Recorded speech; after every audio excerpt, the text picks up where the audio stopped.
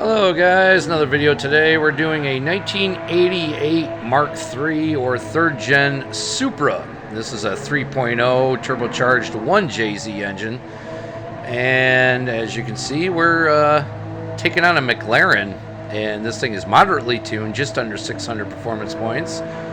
With 390 some horsepower, it's just under 400 horses. And so a little bit about the car. So this was the last, in my opinion, cool looking Supra before they went all round and anal bead looking. Sorry, fanboys, I just don't like the Mark IV Supra. I think it's hideous and the new one's even worse. This was an awesome looking car. Pop-up headlights, long nose, short rear, hatchbacky style. It's just a really cool looking car. So in this single player race, I beat, I don't know how, but a McLaren F1. Not in real life, I bet, not in real life. Well, let's go ahead and see what we did to achieve the car's characteristics that it's gotten now. And as you can see, it doesn't really dive down much when it brakes, and I'll show how we achieved that. So it's a simple little tuning. We didn't do full race modifies, which a lot of people like to do in this game, and I do not know why. Like I said before in my other videos, it kind of makes the car a little undrivable, and sometimes it kind of completely takes away from the characteristics of a car, so I like to keep it somewhat stock. And man, that thing is just gorgeous looking. But here we go. So as usual, we do the sport soft tires because I like having treaded tires, just so that way if it, you encounter a track that has rain, at least it can still grip. This time we went full customized suspension, and the reason for that is so you can see the body height. I only dropped it 1 inch, and so it's standard 125/90.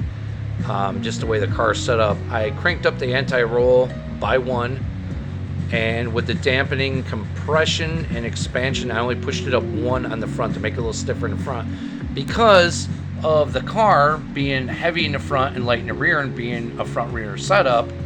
Oh, I messed up the engine. I thought it was a 1JZ, but it's a 7M. Okay, my bad. So what I wanted to do with the suspension is I wanted to make the front a little stiffer than the rear, no pun intended, just so that way when you brake, you're not gonna, like, your nose isn't gonna dive down so much. I wanted to eliminate some of that body roll. So we did crank up the downforce a little bit just to help with the cornering, which it does. So it's 15-13, help with a little bit. We didn't do weight ballast in this car because it's not a mid-rear. We did do the full customized racing, and we put the gear ratio at 240 because usually you're not going to get to like 200 miles an hour in a car of this class anyway. So I decided to make it at least a little bit faster in the acceleration. Sport brakes, sport pads. I didn't think racing brakes were necessary in this car because sometimes they can brake a little hard, which is sometimes good and other times bad. We did put the racing manifold in, which are also called headers. We did a semi-racing exhaust because I didn't think a full straight pipe was necessary. Did do a racing air filter just to squeeze out every last bit we could get.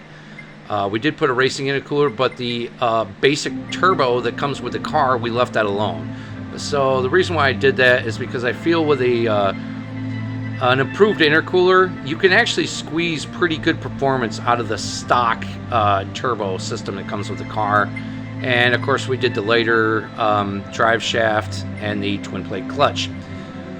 So other little things we did do the balance tuning, so the engine is tore apart and rebalanced, polished the ports, did some titanium connecting rods and pistons, crankshaft, and we did weight reduce stage 1 and increase the body rigidity by 1.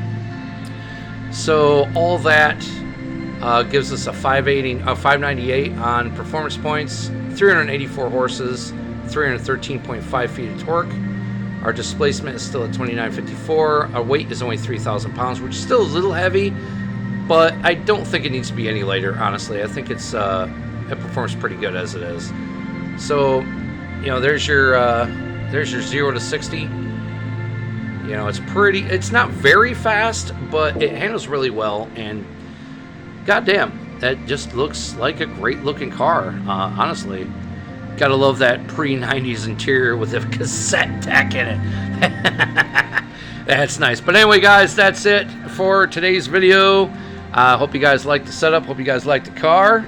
Let me know what Supra is your favorite. Personally, the first, second, and third generation Supras will always be my favorite. And keep in mind, the Supra originally came from the Celica or Celica, depending on what country you're in. I just think that that paint job looks really good. Black looks good on everything, but damn, that purple just looks pretty damn dank on this car. Have fun, guys, and I'll see you in the next one.